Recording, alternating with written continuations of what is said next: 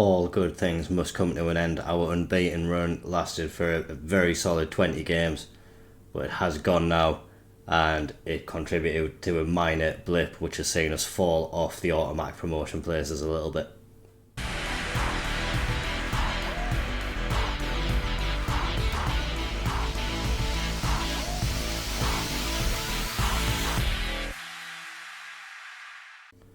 Like I was saying, the unbeaten run has come to an end, and it did so in very dramatic fashion. It was a very, very irritating game for us. We'll get to that in a second.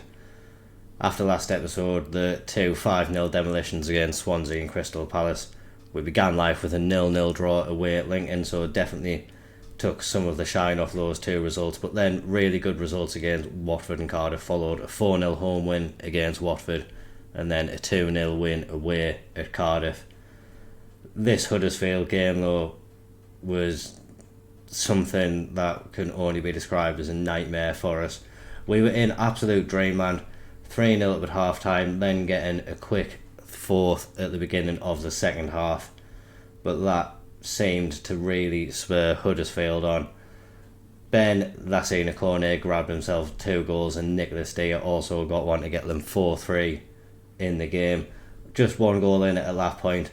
Joel Kwanzaa got him sent off for a very, very silly second yellow card. Ball was played long by the keeper, and he decided to throw his hand up in the air, trying to replicate Maradona. Referee saw it, he was off, and after that, they got the inevitable equaliser, and in the 91st minute, Shaquille Van Persie popped up and broke our hearts to inflict our first defeat in 20 games.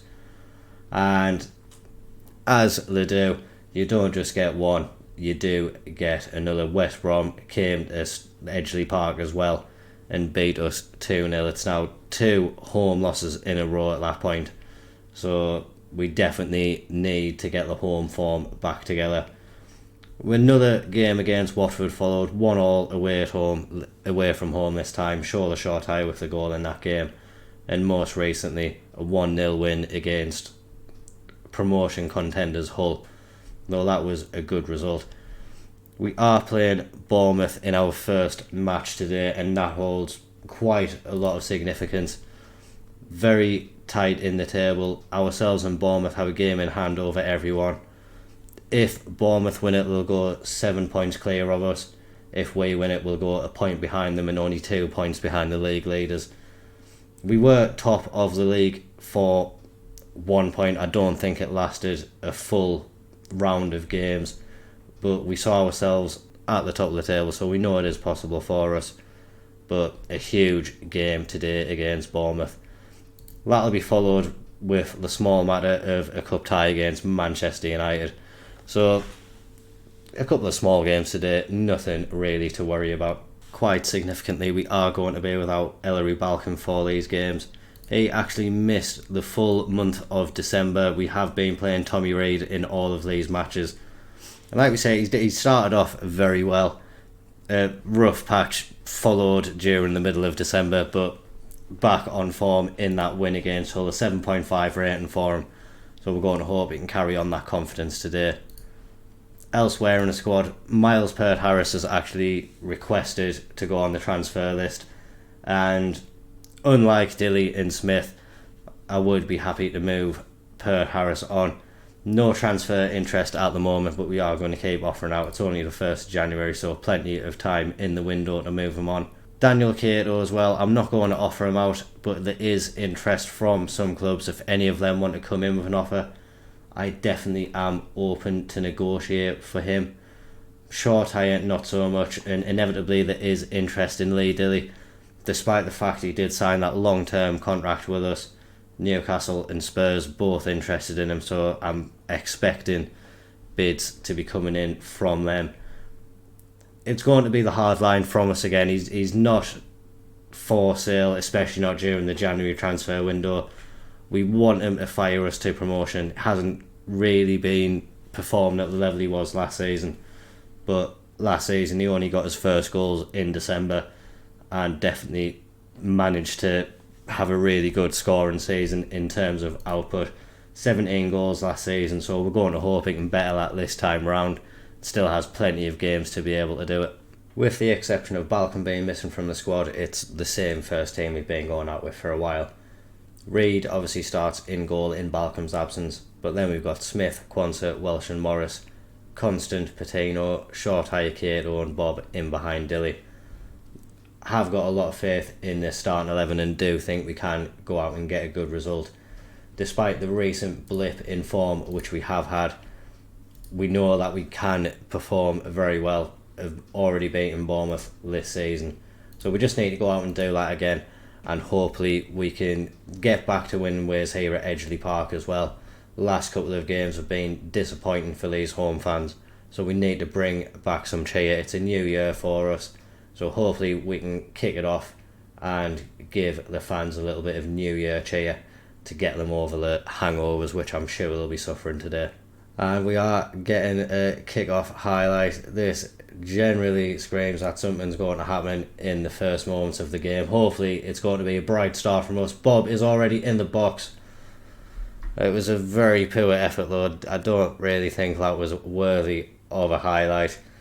But nice for us to get Bournemouth a little bit panicked early on. They've definitely come back into the game, but a little show of intent from us there. This is the first highlight we've got since that Bob effort.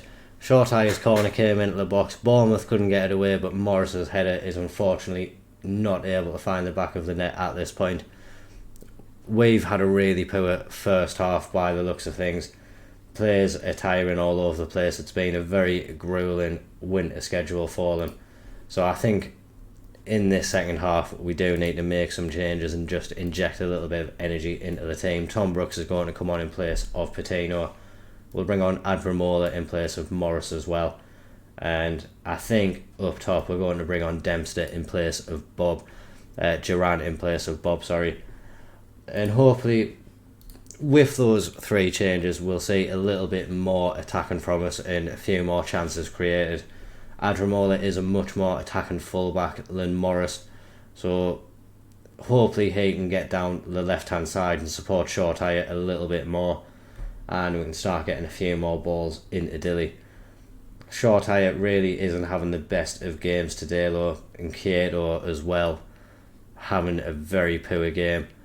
So although there is still a lot of time left to go in the match, we are going to make the final two changes. Isaac can come on the left hand side and we'll bring on Dempster in place of Cato, and hopefully, like we wanted before, these two can just add a little bit extra in the attack for us.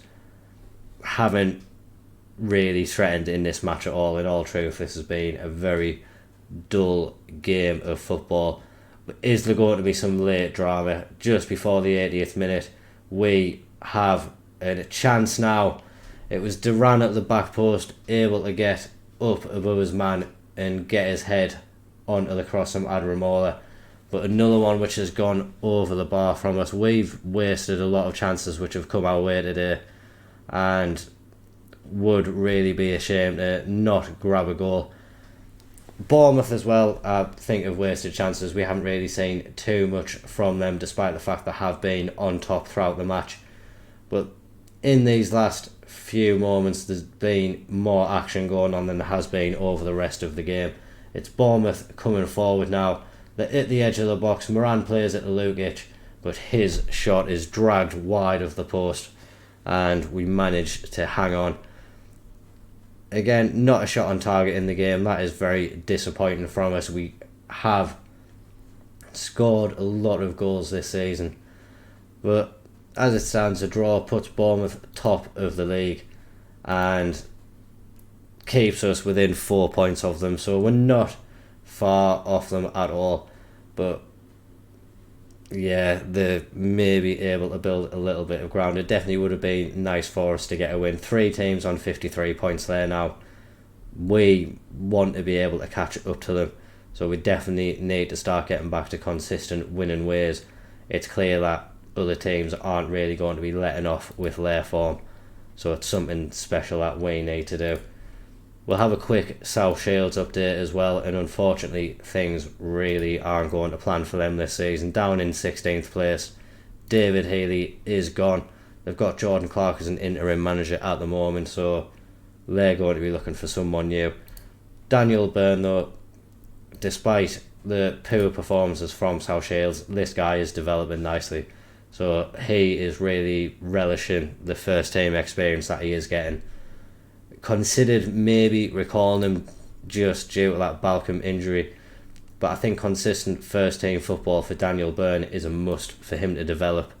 So we may assess a different option. We do have another couple of keepers actually out on loan in Hagsteig and Max Saylor. Hagsteig is probably the one who would come back. More happy with him just sitting around on the bench, not really getting much football. Saylor is come through the academy, so would like him to keep on developing if he can. Manchester United coming up in a few days, though. We need the players to be rested and ready for that game, and we'll make sure that we come back and hopefully get ourselves an upset. On the afternoon before the Man U game, and inevitably we had the first offer for Lee Dilly, and it's another really poor offer. I don't understand why they're offering such a low upfront fee.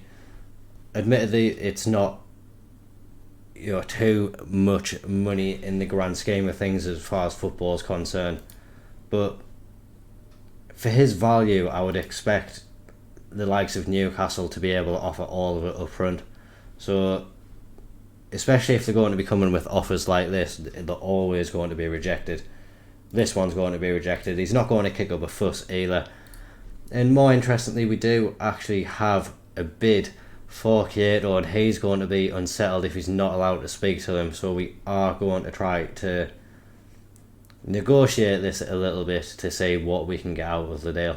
We'll ask for 2.5 up front first. We'll go at 750 on these two here, and I'm going to lock in a 50% of profit from next sale clause as well, just so we can benefit in the future.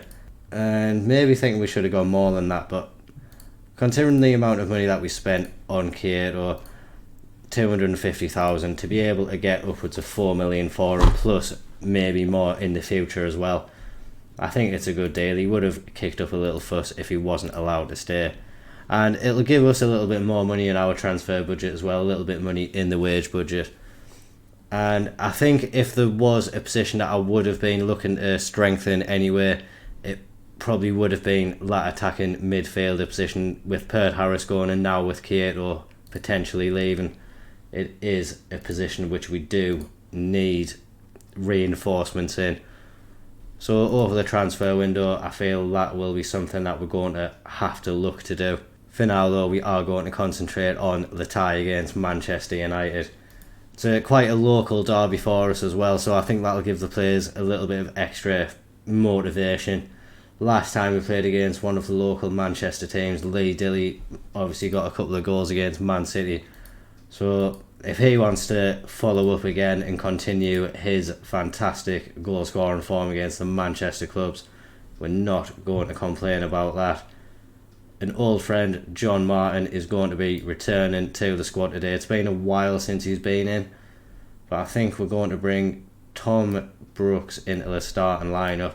He can play in that attacking midfield role just for this game. He has been wanting a bit more football. I do want to give him more football, and I know it's not his most natural position, but again, just want to see him on the pitch today. We'll bring in Duran in place of Bob on the right hand side as well. Then I'm going to bring on Isaac on the left hand side as well. Shortire had a really poor game last time out, so hoping Isaac can come in and give us a little bit more attacking threat there.